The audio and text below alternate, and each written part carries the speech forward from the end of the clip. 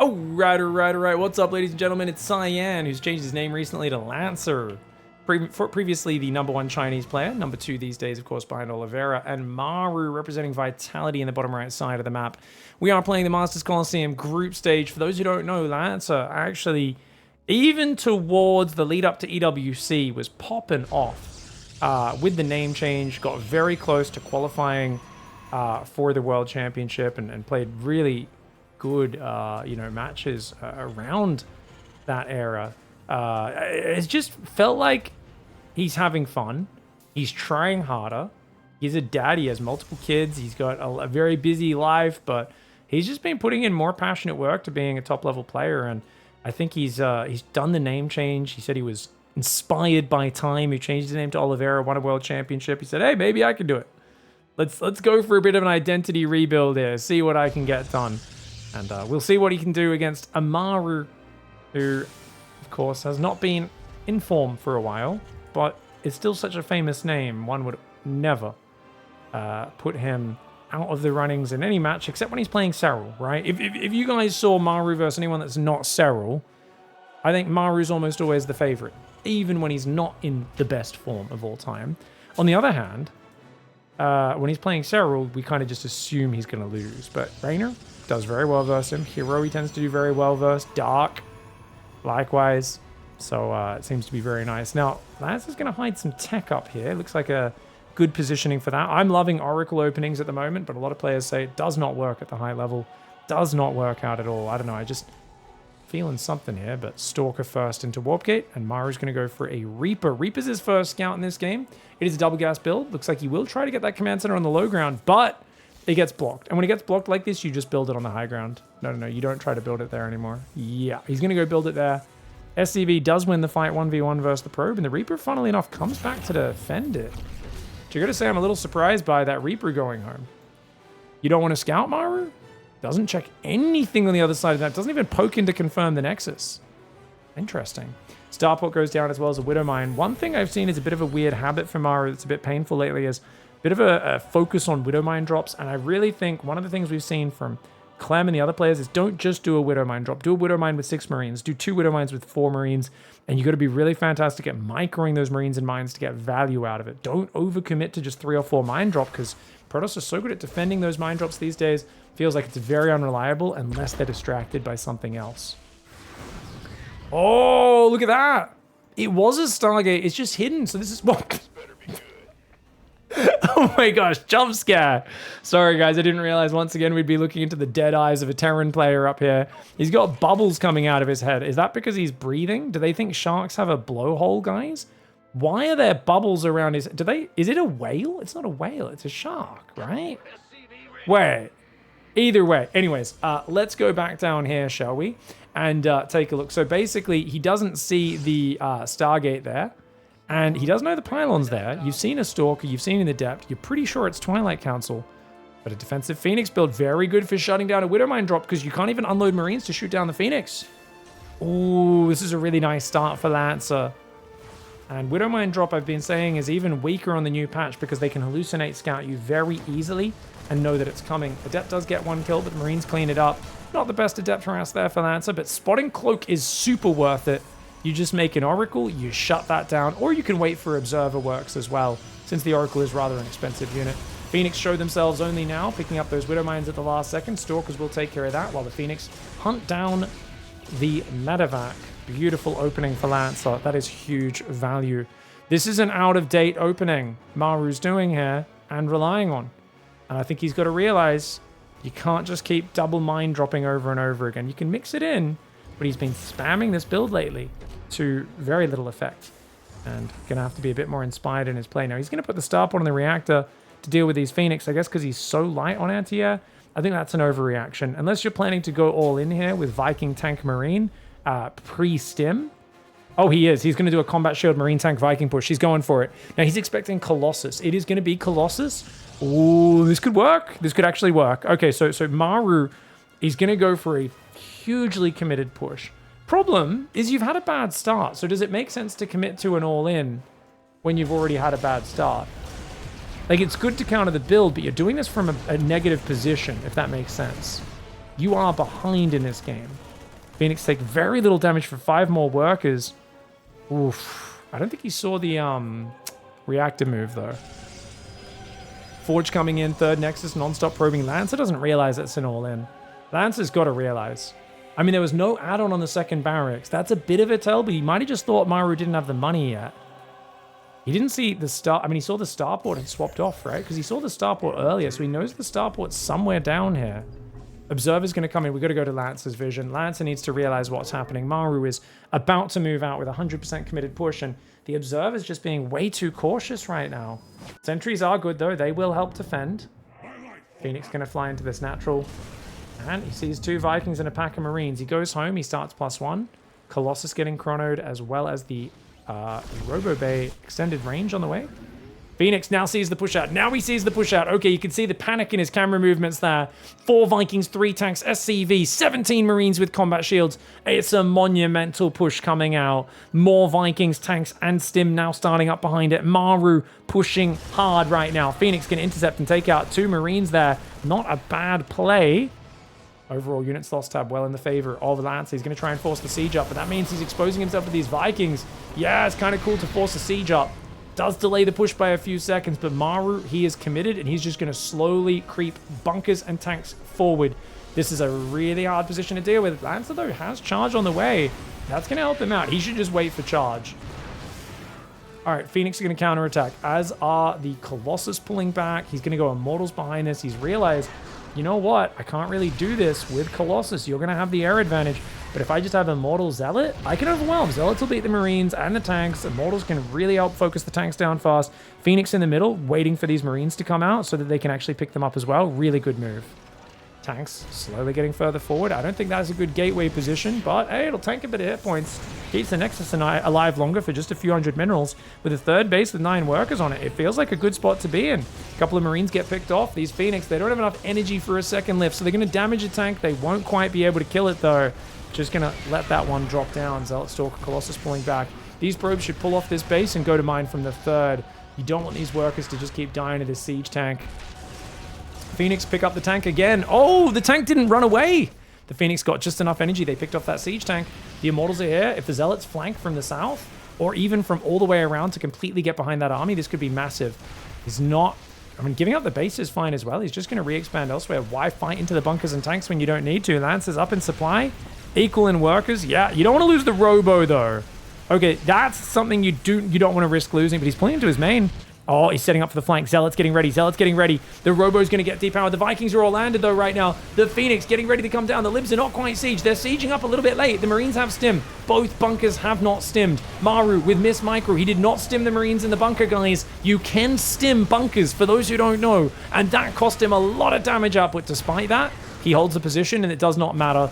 Maybe me tunnel visioning on a slight mistake there when the setup overall was good enough. Lancer... Not a good enough flank. Didn't get the Zealots around from the right side because he would have had to go so far around the map to get there. And that ends up costing him. Does he? Oh, is he going to break this? I mean, a Zealot Warping could come in, actually. Takes out the repairing SCV. As Zealots come in, you're not going to escape this. Viking kills the Stalker, which means at least it can lift off to escape. The tanks will all go down. 41 probes to 44 SCVs. Still an Observer on the front. MARU's going to have to gather up. He's got to build tech labs, start going more Marauders, you know, round out his style, and I think just build a third base and play a macro game, surely. From here, no, he's just going to keep going. He's just building Marines tanks. He goes +1 weapons and a 4th gas, but it looks like he's planning to just follow up with another wave of all-in. Natural Nexus starts rebuilding for Lancer. That is going to be Lancer going back to 4 base. Not sure if he needs that. I'd say probes are way more important than building a Nexus right now for him, but maybe he wants these gases and to get the value of those, but he's rebuilding gases anyway. Feels like Lancer's going to struggle to get back in this game because MARU's got 12 Marines, 2 tanks, he's got Stim, you've got nothing that shoots up as Protoss, and the maneuverability that MARU's going to have is going to be amazing.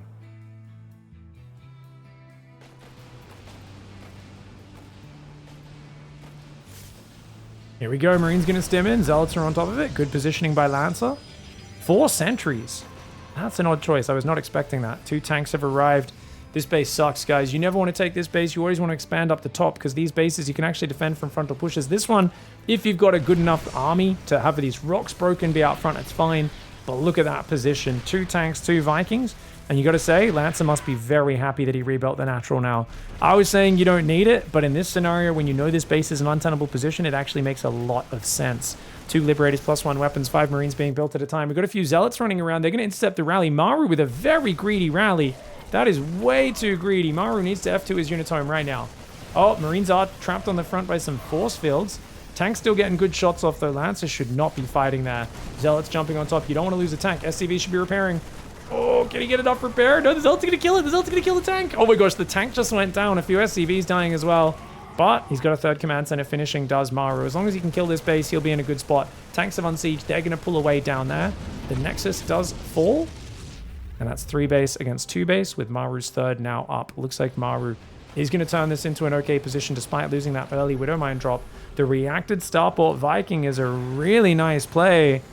It feels like Cyan, aka Lancer, I mean, he had such a good start, but he just didn't realize MARU was crazy enough to commit to the tank Viking push. And this is always what's made MARU's TvP so scary, is you never know when he's going to go for a wild push. Tank is in range of those probes. That 1 mineral patch, you got to be careful there. The Marines are going to stim to the high ground as well. There's just enough space to fit most of those Marines into the medevac, and he saves a lot of them. Zealot flank comes in, gets 1 tank. Only 1 tank goes down. The second one does survive. Might even be worse dropping a mule to deal with that. Zealot's intercepting the reinforce. MARU keeps on rallying to the front like this. It's a little bit wild. Vikings. Oh, there's not much anti-air there. Vikings get a few shots, and the Libs are going to allow him to finish this natural off, forcing his opponent to engage. Lancer is going to jump in there. The Colossus need to get focused by the tanks. The Libs kind of dealing with them, but not completely. The Marines had to pick up. The Colossus just got yeeted off the side of the coral shelf there. More Zealots coming in from the rear. There's only 2 Stalkers. Is that enough with the new Stalker warping to take out the Libs? The answer is yes. Yes, it is. And he's going to... Oh, he's trying to go again. MARU, the Mad Dog. MARU goes for what I would refer to as a Mad Dog maneuver. Does it work out? Well, yeah, he loses a lot of stuff. He's doing a lot of damage, though. I don't even know, man. I think it might just be okay because his 3rd still not landed. What's going on at home? His 3rd still hasn't landed. He must be massively oversaturated. His main and natural are both mining out of minerals. If he can get that 3rd landed mules dropped, MARU should be able to kill him with the next blow. The natural did survive, though. Hats off to Lancer for that. He's got a few Zealots, a Colossus, an Immortal, 3 Stalkers, plus 2 weapons. Trying to rebuild probes right now. He's got a lot of gas. It's actually Templar Archives time. MARU knows this, which is why he's gone for the Ghost Academy down here in the natural. He realizes, you know, in these sort of low economy scenarios, Protoss should make a Templar Archives and make gas into Archons. And if you don't have any EMP, they're a very tanky unit to deal with. Who else thinks Cyan was a better name than Lancer? Yeah, I agree.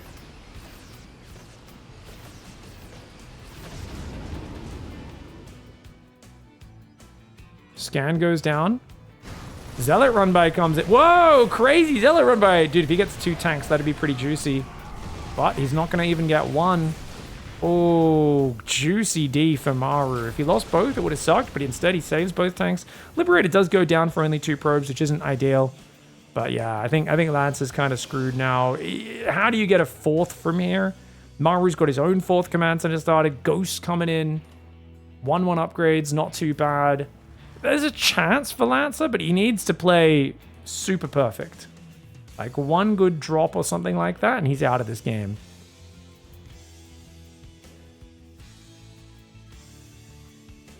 Zealot coming forward on the right side. Tank Marine Marauder Ghost over there. It's not a committed push. I'd call this a pressure that could turn into a kill move. Like he's scanning a lot. I think that makes a lot of sense. MARU knows 1 big misplay with his army could let Cyan, aka Lancer, back into this game.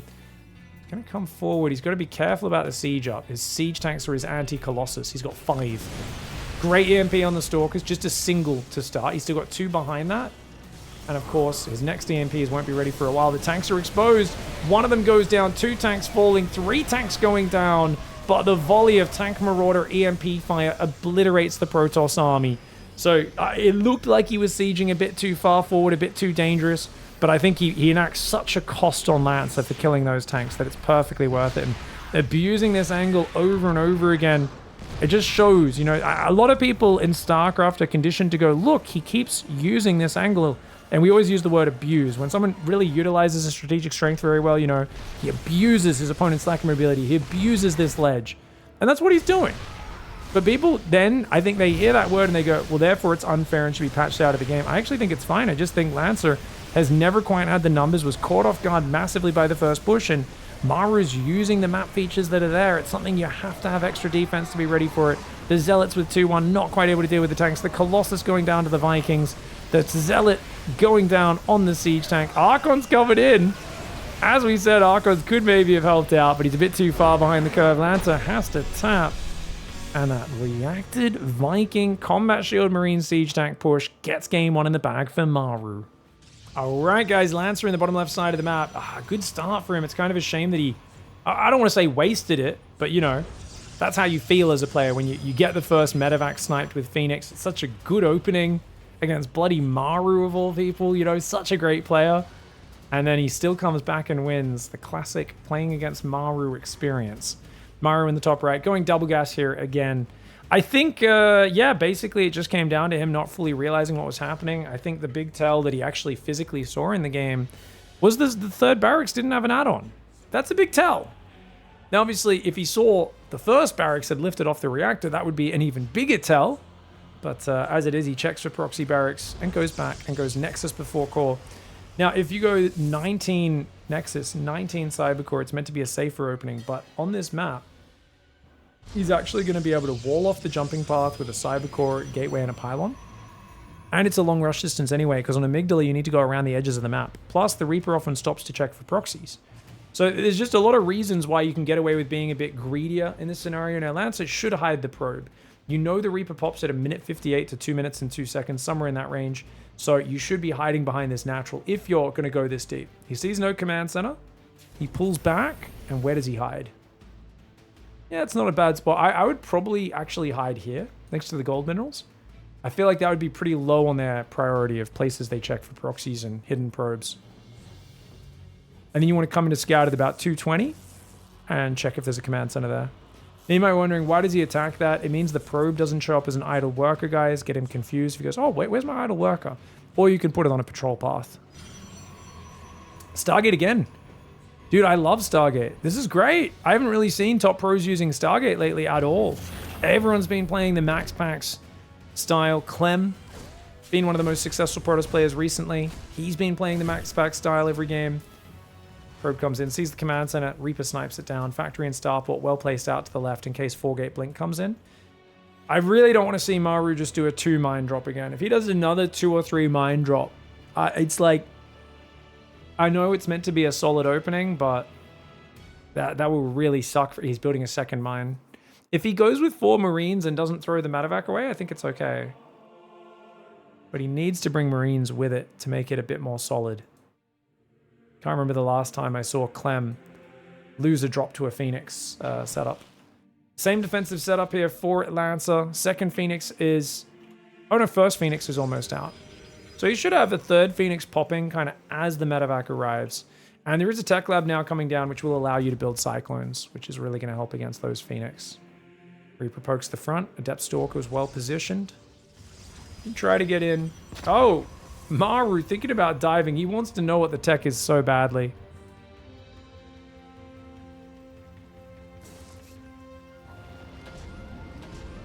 He's not bringing Marines. It's just Widow Mines. Easily shut down by Phoenix in that case. That's a problem, man. It's a problem. He's going to move Marines forward on the front. Ooh, Depp should see that. Nice cancel on the Shade. And Marine Reaper going to run forward to try and, I guess, slow down a third base. Maybe distract a little bit. If you can lure the Stalkers and the Depths out front, the Widowmine drop may be able to get in unnoticed. Depth Shade comes forward. Doesn't quite see that army this time around as the medevac boosts into the natural. Does he notice what's happening? Yeah, he does. Lancer says, dude, I did this same opening last game and I've done it again, dum-dum. Adept Stalker will deal with the lifted Widowmine. Meanwhile, the medevac goes down over there. The Widowmine tries to reburrow, not able to do it. That's a really good defense. Forge Twilight this time, though. Different follow-up. Different follow-up. Notice it's not Robo Bay. He's going to go like Zealot Archon. So if you do the same thing, put the Starport on the reactor, which he's doing the exact same thing. Maru's like, okay, this happened last game and I just killed you because you're not good enough to stop this push. But this time Lancer's like, well, yeah, Colossus weren't useful, were they? This time the Phoenix should absolutely scout. He sees the Starports floated over. He should know what's happening. If he doesn't realize what's happening, That's just a crazy thing. But yeah, look, he sees the starport on the reactor. Does he realize, though, that there's an earlier push? Because there's already a Reaper, a pack of Marines, and tanks. And the third Nexus hasn't quite started. Going to 4 gateways right now with charge and +1 on the way. Seeing no third, though, I think MARU may back away. And indeed, he will. That's kind of a problem. I actually think if he pushed now, just to make sure the third is delayed, and then try to get the tank siege down here, blow up these buildings, it would be a massive slowdown to Lancer. But because MARU pulls back, it gives him an opportunity. Now, the Liberator is going to go in isolation. I think the isolation Liberator is one of the worst moves in PvT. He recalls the Phoenix, even though they weren't that far away. And that Liberator gets a bit of mining time in one probe. It's just not worth that much. Now, because you got so much gas, I'd love to see Templar Archives or Dark Templar for Cyan. Third command center goes down. Maru's not actually committing that hard this time. Interesting. So he is playing clever, dude. Because I was like, if he just commits to this same thing, it's like kind of dumb. You know, he's like, I'm in a bad position. I managed to bring it back with this surprise last game. He's like, now I'm doing the surprise again. And you're like, well, that statement doesn't even make sense because it's not a surprise this time. It's no longer what it was before because you already used up the surprise. Surprise is a single use, my friend. But MARU cleverly gets scouted and he says, yeah, whatever. Okay, I'll play a macro game. And we know MARU's a king of macro. One of the best late game PvT players in the world, if not the best. Ooh, pylon on the front. What? Oh, man. He's on 6 gateways now. Third base getting up, but it's pretty late, the third base. So you can tell Lancer really wants to hit a timing before the upgrades kick in. Before 1-1 and combat shields kicks in. Stim will probably be done. But if you can catch him floating this third out in the next like 40 seconds with these guys, Zealot Archon could be great. He's actually going to go straight Storm. Oh! But he's just going to try to get forward, see if he can ambush him. He's already energy recharged, which means that one High Templar has 2 Storms. The other 2 will get a Storm available in the next 10-15 seconds. Phoenix picking off SCVs. And the Vikings going to take out one of those Phoenix, but another 4 SCVs, so I think it's worth. These Phoenix aren't that important anymore. You know, there's no Metavax. It's a very turtled up Terran player. Hats off to MARU, though, for playing very wise. If he moved out right now, he could get killed by Zealot Archon Storm, but he's sitting at home, and he's not rushing outside. He knows he's got limited vision. He knows that this could be a bad move, so he's just like, yeah, it's fine. Okay, pull back, pull back. Lance is like, please move into me, man. Phoenix picking off another 2-3 SCVs. Wow, really well done, man. He's still got a lot of energy on one of those Phoenix as well, so great damage for Lancer. 1,400 resources for just 500 down.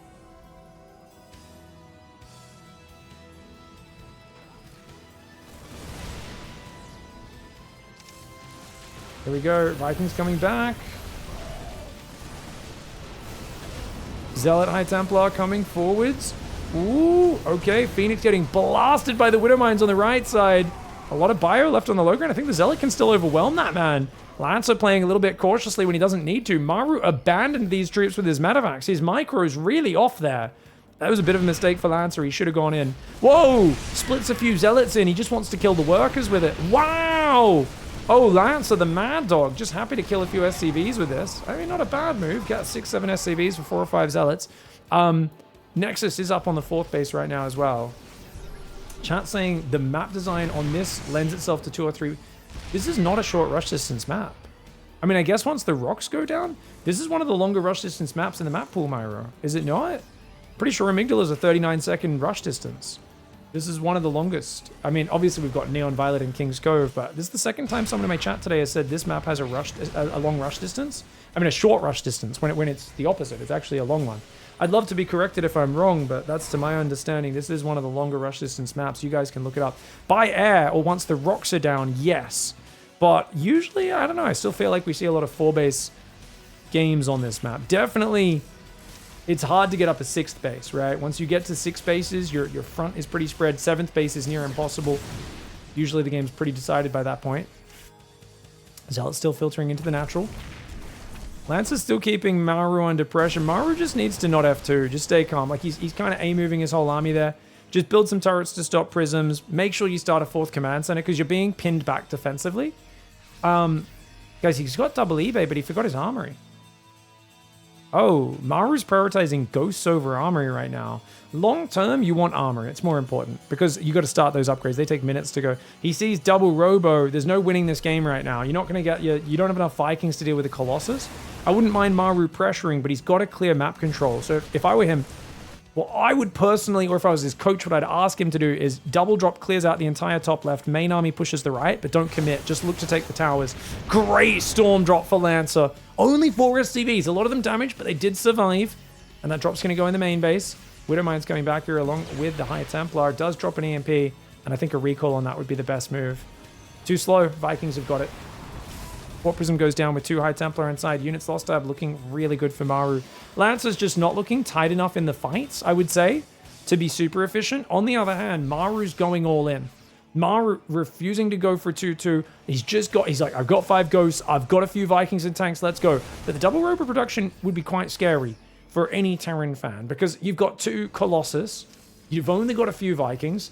The Zealot count's not bad. The upgrades for 2-2 are coming in for Protoss. Zealots are hitting your third base. You do not want to ever fight SCVs on Zealots, even with a few Marines in front. That's a bit nasty. High Templar coming forward. You got to deal with Storms. The High Templar pretty nicely spread, but wait, they clump in the top left. A Ghost landing an EMP on there could be deadly. There's 3 clumped High Templar. Maru, he needs that EMP. He lands it. He lands the EMP. Viking only lands on the Storm, only lands on the Vikings. Another EMP lands on that. Beautiful EMPs for Maru. And Maru should be able to get rid of these Colossus. But wait, the Warp Prism Micro is good. Could he save the other one? He saves both Colossus there, and that's a huge move. If both Colossus went down, I think Lancer's dead. As it is, there's still hope, because remember, Maru's economy is very small. Maru's only on 46 workers. He's not got 2-2, plus 2 attacks already kicked in for Protoss. Lancer can give up this base. Lancer goes for a storm drop. Great storm comes in on the Marines. They pull back. They don't die, but they do take a lot of damage. Another EMP lands here. Maru's getting good damage done, but this third Colossus coming in. Lancer's still picking away at him, and you're going to have to stim every time these fights happen.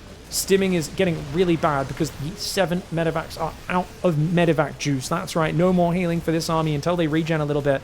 But Lancer does have to give up that base. More Zealots hitting the third. Maru's been a bit sloppy in defending that. He's got to gather these units together a little bit more and get rid of that bloody gateway on that top side. He's still playing this very all-in. No rebuild on the SCVs. Technically he's got 1 building, but no real commitment to it. Vikings push back the High Templar, Prism, Storm Drop. That's huge. EMP missed the Colossus there, but the Siege Tank does take down the Stalker. Maru's going to rotate back to the south. Lancer thinks he's going north, realizes, uh-oh, I've been duped. He's going back to the south side. Maru, nice positioning. That tank well set up. The Vikings getting good damage. The Stalker's blinked to the high ground. Going to be able to take out some of the Vikings and tanks. Storm! Storm drop comes in. Another storm lands on the medevacs. Massive storms across the Terran front. And Lancer utilizing those storms. The couple of Immortals. The Colossus. Good defensive micro. Manages to wear down Maru's push. I thought Maru was in a perfectly fine position in this game, but he just took a bit too much damage to those run-bys, right? It felt like he was letting himself get picked apart a little bit. At this 10-minute mark, I look at this position and I go, hey, this is great. Yeah, Lancer's got a good economy and he's kind of got away with it. But it felt like Maru didn't create problems for Lancer. Lancer successfully traded efficiency, was inefficient in order to keep Maru in the corner and keep Maru's economy low. And Maru let that decision be made for him. A lot of players would say, well, you know what? Add the armory, add the 4th command center, keep building the workers, let's go. But Maru has been very timing attack focused. This is the same advice he gave to Oliveira to get better at this matchup after he was in a big dearth last year, start of last year. Oliveira was getting hammered. Maru said, just pick your build before the game goes. Don't react to your opponent, just commit to your timing attacks. And I think that might be a bit of insight here. Maybe Maru always, in this game, wanted to do the 1-1 bio ghost timing. Picked it a few minutes ahead of time and said, hey, you kill a few workers. Yeah, I'm even more all in, but who cares? I think this can work. Turns out, Lancer had a good enough economic growth. High Templar spreads, energy recharges, Colossus. And as we know, walking into storms, I mean, those first storms and feedback were actually brilliant. And then another storm because of the energy recharge. Like, that's actually really well done. 3 storms slowing down the initial push. That was a huge beginnings to the defense for Lancer. And even though it didn't kill the entire army and he only landed 1 storm on the Vikings, he cleared a few tanks. He got rid of all the Vikings. And saving the 2 Colossus here was crucial. If he didn't save the Colossus with the Prism pickup, I do think Maru still wins this game. GG well played though. Lancer forces game 3. Alright. What's up, ladies and gentlemen? We've got the Lancer in the bottom left side of the map. We've got Maru in the top right side. And it's tied up 1-1 on ley lines. So, Leyline's actually has kind of similar architecture to Amygdala, except for the fact that the middle is quite open from the beginning. And of course, you've got these rather low quality, very exposed bases in the middle, there, and there. That can get sieged from low grounds, have a purple gas that's immediately inaccessible, and just aren't that great. Now, Maru's going to be opening up with an engineering bay block. It's one of the later engineering bay blocks. He's not going to get there until pretty late.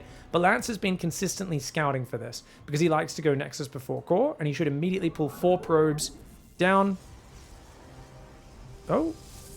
Oh, he only pulled the 1 off gas and 1's off minerals that weren't holding minerals. But a little slow to attack the SCV. I think that could have been a little cleaner there for Lancer. But you can tell Lance is focusing on not panicking and very like calmly responding. So the fact that he scouted it straight away means it is an advantage for him. I actually feel like when you get scouted in these games, you maybe shouldn't even start the engineering bay. I mean, it's only, what do you lose? 30 minerals, right? 31 minerals. Is that, I mean, it's not really a big deal, the 31 minerals. I guess you might as well force those probes off the line since you're already on that side of the map. That does make sense, actually.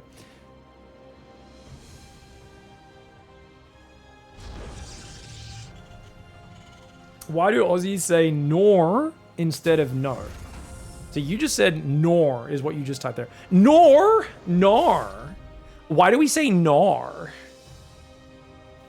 The reason is, so if you go to the South, a lot of Americans from the South get Australians. But Americans who live in big cities are basically so isolated from any interesting accent. The most exciting accent they ever hear is, oh my God.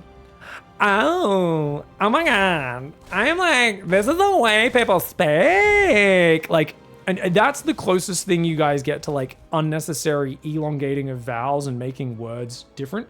But that's actually an interesting way of speaking. That's the most frustrating nails on a chalkboard version. But if you listen to Americans in the South, people from Boston get it as well. You can actually do exclamation marks without just shouting. Now, most Americans don't understand this. Anyone who's been anywhere in a popular tourist destination with Americans knows this especially because if you take an American and put them out of their home environment, they suddenly get like 15 octaves higher. They're like, oh my God, look at the mountain. It's so big. Look at it. And everyone's like, you guys know you can make exclamation marks in your speech, like verbally without shouting. They're like, what are you talking about? This is just how I speak. And everyone's like, you're fucking 20 times louder than everybody else. Shut up, please. But like a Southerner will just be like, what did you do to my boy? You know, they'll add these elongations and these trills. You'll have Bostonians that kind of just toy with the word. It becomes a coffee, you know, like, and that makes language much more interesting. And I really advise if you speak that like internationalized newscaster generic version of English, you got to add a bit of flavor to your English. If you're a big city American who thinks they're accentless, number one, you probably do have an accent, but you can make it more fun without just shouting at everyone. And I really encourage you to try it out sometime. And that's what, so for Australians, what we do is we elongate vowels for many different pieces of exclamation, sometimes just for a bit of flavor on the language, right? So I'm not just going to say, oh no. An American would just go, oh no. And even then, you probably wouldn't even elongate the no that much. Whereas for an Australian, we're going to go, oh no! And you're going to, you want to feel the pain. Think of it like a dog howling in pain. You want the no to become the dog howl as you watch this Widowmine kill 14 probes. You know, you're like, get ready for it, get ready for it. The Widowmine drop comes in, the Stalkers, it's all gone, oh god, the medevac, oh no! It managed to burrow, and no! The Stalker goes down. Obviously, I'm putting it on a bit, it's not as natural when you're thinking about it, but, oh! The medevac goes, you want to elongate these vowels, and try it with all different vowels. I like the different Southern American accents if you want inspiration, but also look up Appalachian accents, like thick mountain person accent, or even just the Appalachian ones who aren't really like an isolated farmer that hasn't spoken to another human in 400 years, but just like one of, like where they just have these very interesting ways of using their words and their vowels that sound really cool. So look it up, try it out, and yeah, and God forbid you're someone who actually, I think the worst, no offense, shout out to my Filipino friends, and is it Filipino is probably the worst, maybe Singaporean, I'm not sure. people who go to international schools that learn super standardized American English probably have the worst version of American English in my form. Where I'm like, are you an AI? I don't know. It just sounds so generic because they've learned this like very American style. I don't know. There's like a special international school version of English some people learn. Ooh, the Banshee got sniped. That was a sick snipe. The Observer gets scanned, but not until the Banshee goes down. Dude, Lance is actually rolling with it right now. This is sick. 5 SCVs as well as the Banshee? Dude, talk about stomping the Banshee before it even becomes a problem. Who the hell kills their opponent's cloaked Banshee inside the Terran base after killing a Widow Mine drop? And by the way, guys, can we just once again say, please, MARU, stop doing 2 Widow Mine drops, dude. This Banshee's going to go down as well. Oh, the Observer was just out of range. Just out of range. So that Banshee does escape. This is a good contain, dude. MARU's building 2 more barracks, which means he's decided to go all in on 2 base. Lancer plays against Oliveira all day. Lancer's used to playing against these 2 base all-ins, and since MARU's been so aggressive in this series, I think he's probably expecting it. He's going to try and go Storm. Storm's really good against 2 base all-ins because they very rarely have EMP. And it used to be sometimes you'd run out of Storms, but the new energy recharge, I think Storm against 2 base all-in defense has improved. And this is another strategy MARU's doing. So he's done Widow Mine drop every single game, and he's done it in other series I've cast in the last 2 weeks of him as well. And now he's also going for a 2 base all-in. 2 strategies which have both become weaker in this patch. I'm going to go out on a limb and say I don't think MARU's updated his strategies at all for this season. I think he needs to make a few small adjustments to his openings. Watch what Clem's doing with a few of those build variations in the first few minutes, because it does feel like these are very different. And I'm not saying you got to play exactly like Clem, but just look at his opening variations, because Clem does still lean into some heavy aggression quite a lot, but it's not quite as predictable and one-dimensional as what I feel like MARU is doing. I mean, he's got cool follow-ups, but I feel like he's given up way too much momentum in the early game consistently. That being said, his army supply is off the chain. If he can push pre-storm, it's still going to be a killing blow. But the Warp Prism's ready, guys. Charge is finished. 4 Zealots in a Warp Prism. He's waiting till MARU moves out a little more. MARU's kind of taking his time right now. And Lance is being so patient. Wow. I would have sent the Prism in by now. The Bio would have stemmed in, cleaned it up, and allowed MARU to do this. But by delaying it until MARU really wants to push, you're going to make this much more annoying for him to deal with. Stalker's pulling back. Is it MARU's brain or wrists that make him a great Terran player? I think it's hard to separate the two.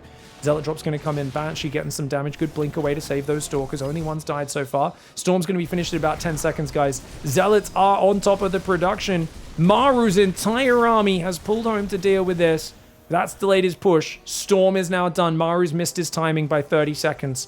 He needs to already be in here. Could he do it? Yes. But that Raven, easy target for feedback. Banshee could get shot down. Observer's a bit out of position. Banshee's still got about 20 seconds of cloak left. Anti-armor missile could be big. Whoa, pull back that Raven, bro. It's going to be a slow creeping in forwards towards this 3rd base. MARU, man, do you think he could afford ghosts? He's got 4 gases. He's left nothing at home. What the heck? He knew there was a prism out there and he left nothing at home. Wow. There's levels of all in, and that makes him so much more all in. Oh my gosh, MARU. Dude, guys, if you see a bear walk through your campsite, do not immediately drop trousers and start taking a poo 2 seconds later when it just left the campsite. It's not a good idea. Keep hiding. Don't come back out into the open. MARU essentially just came back out into the open and he's exposed himself, loses a lot of workers, a lot of distraction in the main base as well, which is part of why he lost so many Marauders. He's already lost 3 Marauders on the front side. Nexus does go down though. Nice snipe. I like that Lance has given up the base. And this does, though, give the opportunity for MARU to transition. But look at that. The Zealot run by is going to be hard to stop because MARU, he's been moving out a lot. MARU needs to stim these guys and stutter step. MARU a little slow to react there. Okay, he's going to try and pull back. The Bio, I mean, it's only good against this when stutter stepping. Oh, we get to Stalker. The siege tanks get caught. MARU's F2ing his whole army home. If these Zealots can catch these tanks, this could be a massive move. He's got to catch them. Zealots in the main base. Big warp in. Both gases gone. MARU's struggling on the retreat. His tanks are in the open. Lancer finds the siege tanks. He's going to get 1. He will take out 2. No, only 1 goes down. He does Storm to cover his retreat. He does get most of his High Templar out of there. Good pullback for Lancer, but Lancer does take some heavy losses. Then again, MARU doesn't just take heavy losses. MARU literally goes to pick up his SCV children from the preschool, and there's a whole bunch of meth-fueled psychopaths with broken glass shards in their hands running around getting all stabby. I don't know, man. Stuff's crazy. That is wild. MARU is so all in. Cyan can give up the 3rd base now, like the 4th base that is the replacement 3rd. because he knows he's so far out in economy. MARU has nothing. Mass Storm coming forward. Stalker's Blink on the right side. Storm could ruin this army. Feedback might be nice on the Raven as well. Storming Medivacs down. That is how energy-rich Lancer is. He's in an energy-rich environment. And MARU's defense of the counterattacks was a bit too low level. This looked very 2020, 2019 from MARU. Do you remember when we used to struggle with Prisms as Terran players? Well, guess what? I remember because I still struggle with Warp Prisms every day, but it's been a while since I saw a Warp Prism cause as much damage as I did in this game. I do love that the Zealots came across the map for the run-by there as well. I think that was a big part of what allowed this to happen. Notice he transfers the workers, gives up the base, but then he also just says, hey, you boys, go counterattack. Sends himself, what is that, eight Zealots across the map. And the Prism gets dealt with. These guys move out. But I think MARU needed to be a little more conservative with keeping his units together. And I would have loved to see a Viking. I know it's a bit awkward to build a Viking here. It doesn't contribute to the push that much. But a Viking to deal with that Prism really would have made this game much more handleable. And as I said, give MARU a chance to transition as well. I mean, he got kind of lucky here that he didn't already have his tanks caught off guard. But yeah, MARU not looking too in form at the moment. And I think you can really see the guys like Clem who have been grinding hard the last few months. Guys like MARU who really need to, I think, step it up just a little bit. Otherwise, you know, you're going to be suffering big losses like this. Cyan is definitely working hard at the moment. And MARU, he's a good player at the moment. But he's not performing quite as great as I guess we've seen lately. So, unfortunate for him. But great win for Cyan. Even MARU at 85, 90% capability, he's still MARU. Beating him is really hard, so hats off to Cyan for playing some very good StarCraft, and I love the usage of Storm throughout this series. GG, well played.